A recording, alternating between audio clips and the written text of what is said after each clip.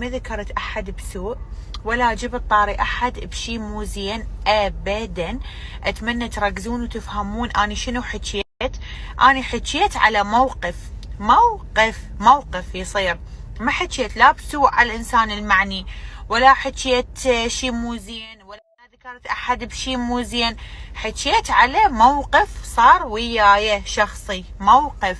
لا ذكرت احد بسوء، ولا حكيت على احد بسوء، ولا بذر مني اي تصرف مو زين، ولا اي كلمة او اي نقطة غلط طلعت من عندي نهائيا. اني فقط حكيت على موقف.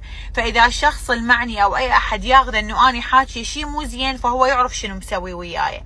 اني بالنسبة لي ما حكيت اي شيء، اني حكيت على موقف. لا ذكرت اسم احد بشيء مو زين، ولا قلت فلان زين او مو زين، ولا حكيت على اخلاق، ولا حكيت على ادب، ولا حكيت على سمعة، ولا حكيت على انه هذا الانسان زين او مو زين. اني فقط حكيت على موقف وياي، موقف.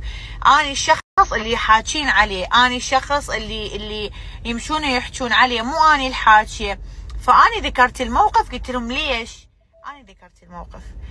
اني حكيت، يعني اني ما حاكي على الشخص المعني، حاكي على الموقف. انه شنو سبب الموقف؟ اني ما عندي موقف ويا الشخص المعني، هو عنده شيء وياي.